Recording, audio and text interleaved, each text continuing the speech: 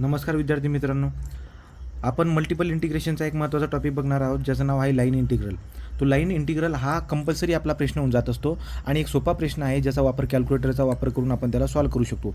5 mark आपले सोपे असतात. लॉजिकने आपण त्याला सॉल्व्ह करणार आहोत. तर याला सॉल्व्ह करण्यासाठी आपल्याकडे इक्वेशन ते देतात. ते म्हणतात बघा, इव्हॅल्युएट करून दाखवा तुम्ही इंटिग्रेशन एफ डी आर, याला बोलतात लाईन इंटिग्रेशन. तर तुम्ही याचा आन्सर तुम्ही काढून दाखवा. तुम्हाला एफ दिलेला आहे, त्यांनी बघा एफ दिलेला आहे, F is equal to x square plus x y bracket i cap plus x square plus y square j cap where say is the square. ते म्हणतात की सी जे आहे, सी मीन्स वाट, हा जो मी सीधा सी दाखवतोय, हे जे तुम्हाला लिमिट घ्यायची आहे ते काय आहेत बरं का, एक स्क्वेअर फॉर्ममध्ये आहेत.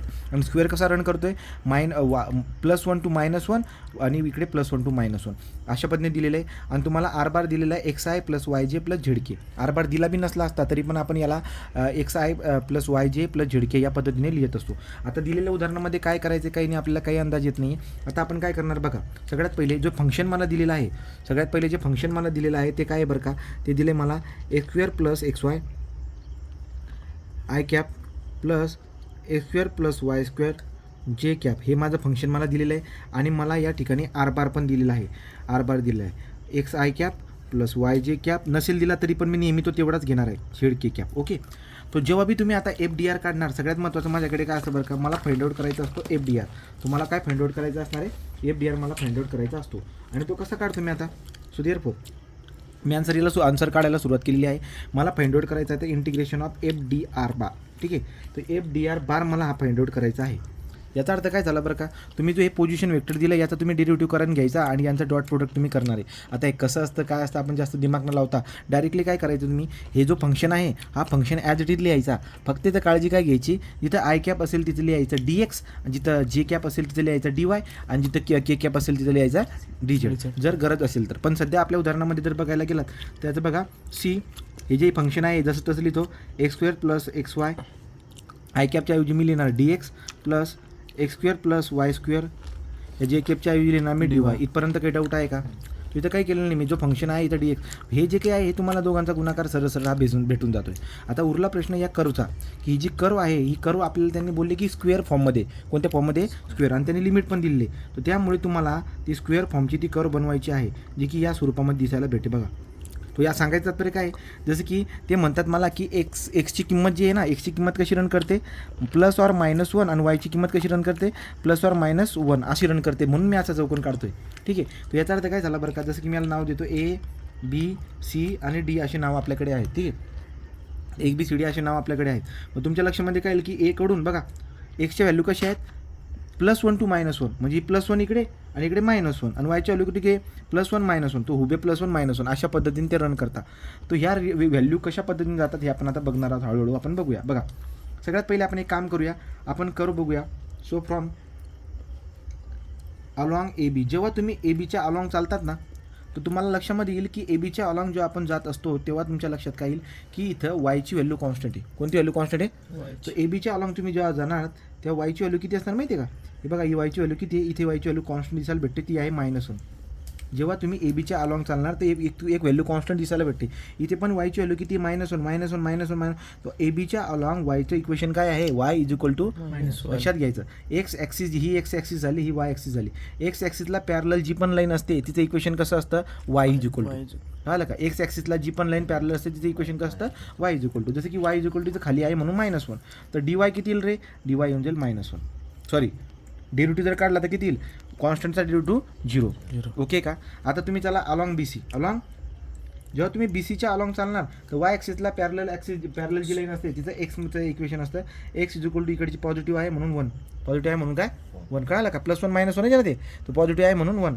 याचा अर्थ डी एक्सची व्हॅल्यू किती होऊन जाईल, 0. चला तुम्ही आता दुसऱ्या लाईनसोबत चला, सी डी सोबत. जेव्हा तुम्ही सी डी सोबत चालणार तर सी डी म्हणजे काय, एक्सला पॅरलल ॲक्सिसचं इक्वेशन कसं असतं, वाय इज इक्वल टू वरती आहे म्हणून पॉझिटिव्ह, आणि याचा हे काय D Y is equal to 0. आता तुम्ही या डी एला, तर जेव्हा तुम्ही डी एला येणार तर डी एला येणार याचा अर्थ वायला पॅरलल आहे म्हणून एक्सचं इक्वेशन असणार, एक्स इज इक्वल टू रेषेच्या इकडच्या बाजूला आहे म्हणून -1. सो देअरफॉर डी एक्स बराबर 0. या पद्धतीने आपल्याला दिसायला भेटले, या पद्धतीने आपल्याला दिसायला भेटेल. तर आपल्याला काय करायचं आहे, हे दिलेलं जे वरचं इक्वेशन आहे हे प्रत्येक लाईनसाठी सोडवायचं आहे. ए बीसाठी सोडवायचं आहे, बी सीसाठी सोडवायचं आहे, डी एसाठी सोडवायचं, आणि डी सी, सी डी आणि डी ए या प्रत्येकाच्यासाठी सोडून त्यांची बेरीज करायची, ते आपलं आन्सर होऊन जातं.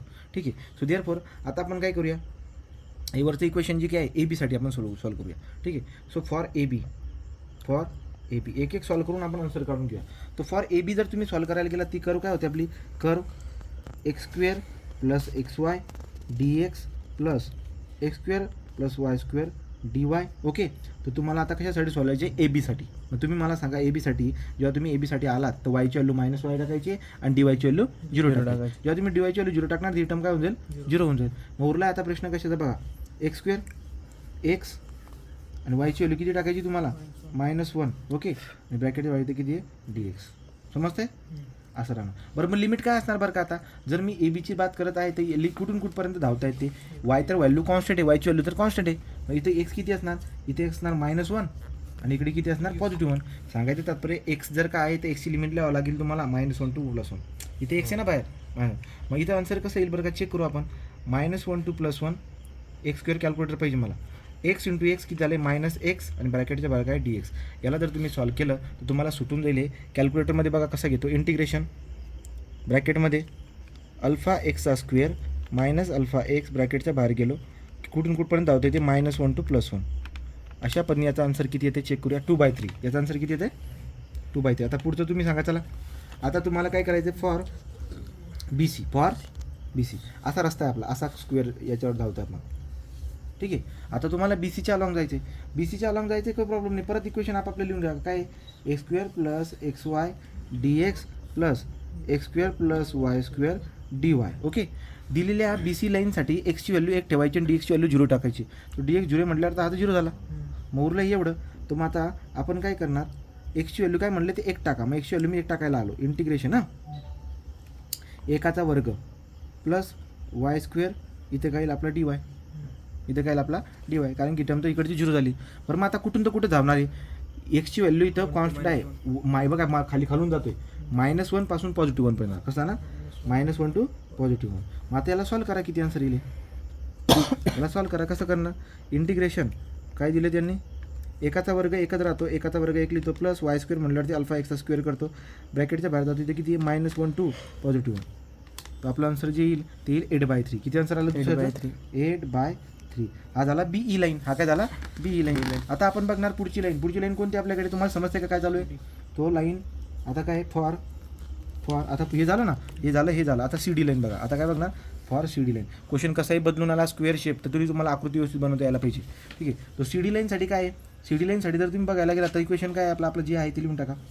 काय होतं equation curve x square plus x Y D x plus ठीक आहे ना x square plus y square d Y. समजते का. ओके, हां. तो सी डीसाठी जर तुम्ही बघायला गेलात तर काय व्हॅल्यू रे बघा ना सी डीसाठी काय आहे सी डी व्हॅल्यू दिली मला y = 1 आणि डी वाय किती 0. जर डी वाय 0 देतोय तो ही टर्म काय होऊन जाईल 0. आणि दुसरी बात काय म्हणतोय तो डी वाय तो 0 देतोय म्हणून मी 0 करून टाकलं. वायची व्हॅल्यू 1 टाकायला लावतोय तो टाका. वायची व्हॅल्यू 1 जर टाकायला गेलो तर एक्स स्क्वेअर एक्स इंटू वायची व्हॅल्यू किती म्हणतोय 1 टाका. इथं काय डी एक्स आणि लिमिट कुठंपर्यंत धावताय बघा कुठं होतं ते सी डी आहे ना सी डी. तो लिमिट कशी धावतायत बघा इथून +1 पासून -1 पर्यंत. तो +1 to -1. याला तुम्ही सॉल्व करून टाका. कसं सॉल्व करणार चेक करा. तो इंटिग्रेशनचं चिन्ह टाकलं ब्रॅकेटमध्ये शिरलो मध्ये आहे अल्फा एक्सचा square plus alpha x into 1 x एके एक्स. ठीक आहे ना इथं दिमाग लावायची गरज नाही तर बरं दोघंच दुखवणार किती 1 to -1. हे तुमचं झालं तिसरं. याला डायरेक्टली बी सॉल्व करता येतं पण तुम्हाला शिकवण्यासाठी सांगतो मी एक करून -2/3. ठीक आहे. आता for last means what d a. D एसाठी जर तुम्ही बघायला गेला तर काय म्हणते डी एसाठी बघा डी एसाठी एक्सची व्हॅल्यू -1 टाका आणि डी एक्सची व्हॅल्यू 0 म्हणतोय. तर पहिले इक्वेशन ते लिहून टाकू आपण. इंटिग्रेशनचं काय आहे x square plus x Y D x plus x square plus y square d Y. दिलेल्या डी एसाठी काय म्हणले त्यांनी तुम्हाला की एक्सची व्हॅल्यू -1 टाका आणि डी एक्सची व्हॅल्यू काय टाका 0. म्हणजे आयटम 0 होऊन जाईल. उरले फक्त एवढं. इथं काय उरले बरं का integration x square plus y square d Y. मग तुमच्या लक्षामध्ये काय येईल की इथं मला एक्सची व्हॅल्यू -1 टाकायला लावतोय. सो -1चा square plus y square d y. आणि लिमिट कुठपर्यंत धावतील डी एची बघा डी ए. सो डी पासून ए पर्यंत +1 to -1 आपण याला सॉल्व करू शकतो ना. चला आपल्या कॅल्क्युलेटरमध्ये याला सॉल्व करूया. सो इंटिग्रेशन इथं मला दिसतं या ब्रॅकेटच्या मध्ये -1चा स्क्वेअर करायचा आहे. कितीचा -1चा स्क्वेअर काय +1च राहील कळते का. हां प्लस अल्फा एक्सचा स्क्वेअर ब्रॅकेटच्या बाहेर गेलो कुठून कुठपर्यंत जायचं आहे 1 to -1 1 to -1 हे तुमचं आन्सर होऊन जाते -8/3 किती आला -8/3 इथं तोंडी बी काढता येतो सगळे आन्सर तुम्हाला सांगतो मी याची ट्रिक पण आहे आपल्याकडे हा झाला चौथा हा झाला तिसरा याच्या इकडे होते हे पॉझिटिव्ह किती हा दुसरा आणि हा काय झाला पहिला तुम्ही जर बारीक निरीक्षण केलं तर तुमच्या लक्षामध्ये येईल की पहिल्या लाईनवर जेव्हा चालत होतं आन्सर 2/3 आलं पण तिसऱ्यावरती जेव्हा चालत होतं -2/3 आलं जेव्हा तुम्ही दुसऱ्यावर चालत 8/3 आलं आणि तिथे -8/3 तो सिमेट्री होती याचा अर्थ जसे फिरताय सगळं गोल गोल फिरून आले काम किती होणार 0 काम किती होणार करून बघा तुम्हाला दिसून जाईल so therefore work done F dr याचा आन्सर एकदम सोपं होतं बघूया काय 1 + 2 + 3 + 4 चेक करा 2/3 + 8/3 -2/3 तिसरा -8/3 आन्सर किती येणार 0 हे तर सरळ सरळ कळत होतं का बरं कारण की जसं जात आहे तिथं दोन वापिस येऊन जात आहे काम काही झालं नाही काम काही झालं जसं गेलो तिथे परत वापिस येऊन so therefore work done is 0 हे आपल्या अशा पद्धतीने गणित परीक्षेमध्ये येत असतात तो काहींची उत्तर डायरेक्टली आपल्याला माहिती असतात समजलं का तो तुम्ही या व्हिडिओला पॉज करा